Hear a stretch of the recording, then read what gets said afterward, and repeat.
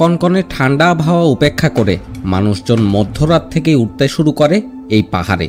তবে এই কষ্ট তাদের কাছে কিছুই মনে হয় না যদি চোখের সামনে একবার ধরা দেয় সেই বহুল প্রতীক্ষিত কাঞ্চনজঙ্ঘা।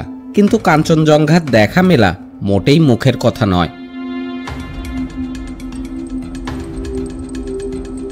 এবারে আমিও যোগ দিতে চাই তাদের সাথে।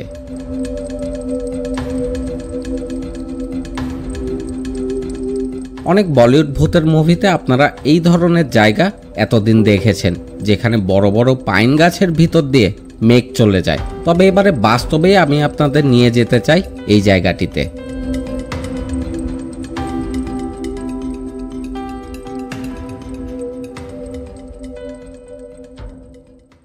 একদম শীতের প্রস্তুতি নিয়ে ফুল প্যাকেট হয়ে গেছে আমরা দুইজন। ভোর রাতও হয় নাই, এখন মাঝরাত 3:15 বাজে আর আমরা বের হচ্ছি একদম প্রস্তুতি নিয়ে টাইগার হিলে যাওয়ার উদ্দেশ্যে। আসলে ওখানে প্রচন্ড রকমের ঠান্ডা, আর ভাগ্য ভালো হলে দেখা যাক ওখানে আজকে কেমন ওয়েদার পাওয়া যায়, কেমন ভিউ পাই সবকিছুর। বিশেষ করে কাঞ্চনজঙ্ঘা এটা দেখার জন্যই তো মেইনলি যাওয়া। এটা দেখা শেষ পর্যন্ত পাওয়া যায় কিনা এটা কিন্তু একটা প্রশ্ন। আপনি রেডি? এই যে ভাই একদম দেখেন চেনাই যাচ্ছে না কি অবস্থা। কিছু করতে পারবে না, দেখা যাবে, সময় বলে দিবে সেটা। তাহলে চলেন বের হওয়া যাক। এখন তো একদম বাইরে পুরো অন্ধকার। মধ্যরাতে কনকনে এই শীতের মধ্যে সবাই আটোসাটো হয়ে গাড়িতে বসে এখন যাচ্ছি টাইগার হিলে। তবে এই পাহাড়েও সিরিয়াল পড়ে যায় আমাদের গাড়ি এর বেশি আর যেতে পারবে না, তাই বাকিটা এবার পায়ে হেঁটেই পাহাড়ে উঠতে হবে। এখানে তো দেখছি শীতের সামগ্রী বিক্রির জন্য রীতিমতো একটা বাজারই বসে গেছে।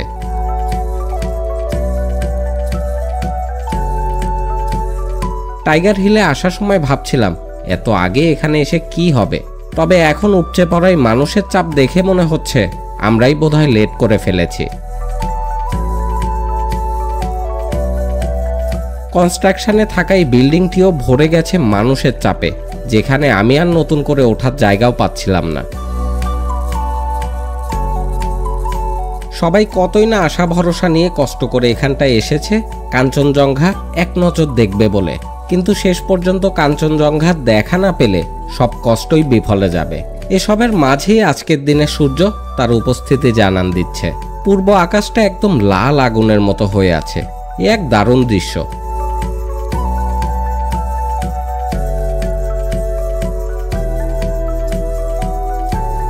কুয়াশার মেঘের স্তর ভেদ করে সূর্য যখন উঁকি দিচ্ছে ঠিক তখনই অপর পাশ থেকে বিশ্বের তৃতীয় উচ্চ পর্বত কাঞ্চনজঙ্ঘা তার প্রথম দর্শন দিয়ে দিল সবার মাঝে।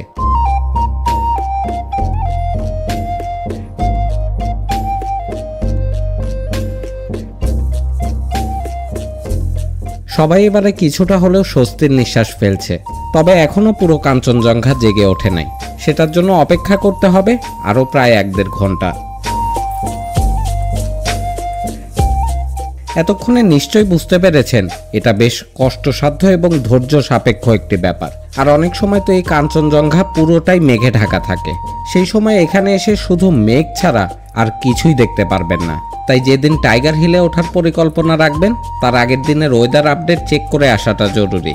তো যাই হোক, অন্ধকার কেটে এখন মোটামুটি আলো ফুটে গেছে। অনেকে দেখলাম টেলিস্কোপ নিয়ে এসেছে আর এগুলো ভাড়া দিচ্ছে। 50-100 রুপির বিনিময়ে এই টেলিস্কোপ দিয়ে কাঞ্চনজঙ্ঘা দেখতে পারবেন খুব কাছে থেকে। অনেক প্রতীক্ষার পরে অবশেষে কাঞ্চনজঙ্ঘার দেখা পাওয়া গেল।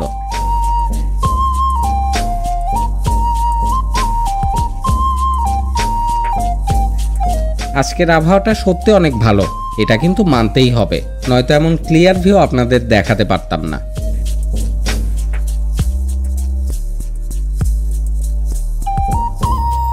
কিছুক্ষণ পরে যখন সূর্যের আলোয় পাহাড়ের উপরে এসে পড়ল সেই দৃশ্যটা ছিল দেখার মতো। সোনালী আলোয় একদম চিকচিক করে উঠল পুরো কাঞ্চনজঙ্ঘা।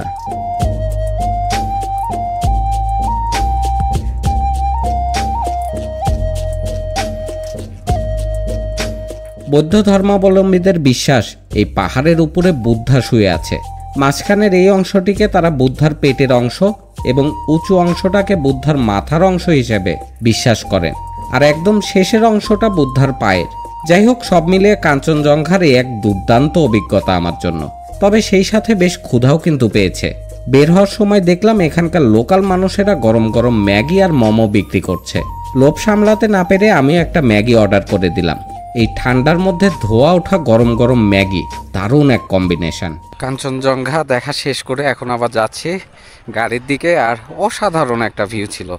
সকালে যখন প্রথম সূর্যের আলোটা পড়ে, সূর্যের আলো তো ওই টাইমে লাল থাকে, আর লালটা যখন সাদার মধ্যে পড়ে না, তখন এইটা গোল্ডেন একটা কালার ধারণ করে। পুরা পাহাড়টা মনে হচ্ছিল যে জ্বলে উঠছে, একদম এরকম অবস্থা। সবাই কষ্ট করে আসছে সেই রাতের বেলায় 3টা থেকে এখানে মানুষ আসা শুরু করে যে ওই প্রথম দৃশ্যটা দেখবে, যখন সূর্যের প্রথম আলোটা ওই কাঞ্চনজঙ্ঘার উপরে পড়ে।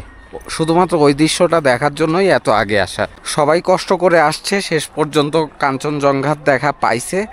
সবারই আসা সার্থক, কষ্টটা সার্থক, এটাই ভালো লাগছে। কিন্তু অনেকে এসে দেখা যায় যে যখন দেখা পায় না, তখন কিন্তু এই কষ্টটা কষ্ট মনে হয়। টাইগার হিলসে ওঠা হয় কারণ এখান থেকে ভিউটা সব থেকে ভালো পাওয়া যায়। আর আমি এর আগে অনেক জায়গা থেকে কাঞ্চনজঙ্ঘার ভিউ পেয়েছি, তবে এই জায়গা থেকে কিন্তু সব থেকে বেস্ট ভিউটা পেয়েছি। একদম মনে হবে যে আপনার সামনেই যেন দাঁড়িয়ে আছে কাঞ্চনজঙ্ঘা। টাইগার হিল থেকে আমরা এখন যাচ্ছি দার্জিলিংয়ের খুবই আকর্ষণীয় একটি পর্যটন কেন্দ্র লামাহাট্টাতে, যার দূরত্ব দার্জিলিং শহর থেকে প্রায় 23 কিলোমিটার দূরে। আমার সিকিম দার্জিলিং ভ্রমণের এটাই কিন্তু লাস্ট এপিসোড। আগের এপিসোডগুলো যদি মিস করে থাকেন তাহলে এই ভিডিও দেখা শেষে সেগুলো দেখে নিতে পারেন। সকালের নাস্তাটা এই হোটেলেই করছি, ব্রেড অমলেট। এরকম 3 পিস ব্রেড আর অমলেট দিয়েছে। রাইট নাও আমি আছি লামাহাট্টাতে। ওই যে দার্জিলিংয়ের চিত্র যখন দেখেন, অনেক বড় বড় পাইন গাছ, তার মাঝ দিয়ে মেঘ চলে যাচ্ছে, অন্ধকার একটা জায়গা, ওইটাই হচ্ছে লামাহাট্টা। এবং আমার পিছনেই দেখতে পাচ্ছেন এই Lamahatta eco park. Ticket price হচ্ছে 20 রুপি করে। এই জায়গাটাকে বাণিজ্যিকভাবে নেওয়া হয়েছে 2013 সালে 29 জানুয়ারি। এখানেই লেখা আছে। ফার্স্টে ঢোকার পরেই এরকম চারপাশে ফুল দেখতে পারবেন, যেটা দেখলে আপনার মন এমনিতেই ভালো হয়ে যাবে। তো দুই পাশ দিয়েই আর কি ট্রেকিং করে ওঠা যায়। আমরা ডান সাইড দিয়ে এখন ঢুকবো। ম্যাক্সিমাম টাইমই এই জায়গাতে মেঘ চলে আসে। এই যে পাইন গাছগুলো দেখতে পাচ্ছেন, এর ভিতর দিয়ে মেঘ থাকে, ওইটা দেখতে আরও বেশি ভালো লাগে। কিন্তু আজকে ওয়েদারটা একদম ক্লিয়ার, রোদও উঠে গেছে, কোনো মেঘ নাই এটার মধ্যে। ট্রেকিং করতে হয়তো অনেক হাঁপায়ে গেছি। কি একটা জায়গায় চলে আসছে, মনে হচ্ছে গহীন জঙ্গলে যেন হারাই গেছে। আর এইটা নিচের থেকে জাস্ট উপরের দিকে তাকাইলে তাকাই থাকবেন। একটা ব্যাপার শেয়ার করি। আগে আমি ভাবতাম ক্রিসমাস ট্রি মানে যেটা পাইন গাছ, ওইটা খুবই ছোট সাইজের হয়, মানে একটা টবের মতো জায়গাতে থাকে, অথবা একটা সর্বোচ্চ একটা রুমের সাইজ হয়। বাট এটা আমার আইডিয়া ছিল না যে পাইন গাছ এত বড় হয়। এটা ফার্স্ট আমি জেনেছি যখন আমি মেঘালয়তে যাই। ওখানে সর্বপ্রথম আমি দেখি বিশাল সাইজের একটা ভি শেপের পাইন গাছ। তখন থেকে আমার আইডিয়া চেঞ্জ। এই দেখুন, এক একটা পাইন গাছ বিশাল সাইজের কিন্তু হয়। আর কিছু কিছু জায়গায় খেয়াল করে দেখলাম রোদের আলো ঠিক মতো যায় না, মানে রোদটা ওই জায়গায় পড়ে নাই। রোদ তো আর সব জায়গায় একভাবে পড়ে না, তো ওই জায়গাগুলো অন্ধকার অন্ধকার হয়ে থাকে, দেখতে আরও বেশি ভালো লাগে। আর এই জায়গাতে যদি এখন মেঘ থাকতো তাহলে ব্যাপারটা পুরোই জমে যেত। তবে আজকে মনে হচ্ছে না এই বেলায় এখানে আর কোনো মেঘ আসবে। অনেকটা সময় এখানে অপেক্ষা করলাম। এই পাশে দেখতে পাচ্ছেন, এটা হচ্ছে মেটাসিকোয়া ট্রি। প্রত্যেকটা গাছের বর্ণনা এখানে কিন্তু দেয়া আছে। লেকের দিকটা হচ্ছে এই পাশে, ছোট্ট একটা লেক, বাট ওইটাকে একটা পবিত্র লেক মানা হয়, যেটার পানি কখনো শুকায় না। চমৎকার একটা দৃশ্য দেখেন, লামাহাট্টা থেকে দেখা যাচ্ছে স্পষ্ট কাঞ্চনজঙ্ঘা। হয়তো আজকে মেঘ থাকলে এই দৃশ্যটা মিস করতাম, মানে একদিকে যেমন এখানে মেঘ মিস করছি, তবে এই ভিউটা আবার পাইছি, মানে দুইটা মিলে এভারেজ একটা ব্যাপার। দেখেন কি পরিষ্কার কাঞ্চনজঙ্ঘা দেখা যাচ্ছে এখান থেকে। ওয়াও! লামাহাট্টা দার্জিলিংয়ের খুবই শান্ত এবং সুন্দর একটি পাহাড়ি গ্রাম। তাই ভ্রমণকালীন সময় আপনার হাতে যদি পর্যাপ্ত সময় থাকে তাহলে এই গ্রামে একটি রাত আপনারা চাইলে কাটাতে পারেন।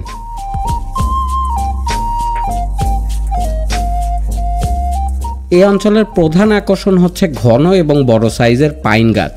শুধু পাইন নয়, এখানে আরও রয়েছে দেবদারু, সাইপ্রাস সহ আরও বেশ কিছু প্রজাতির গাছ।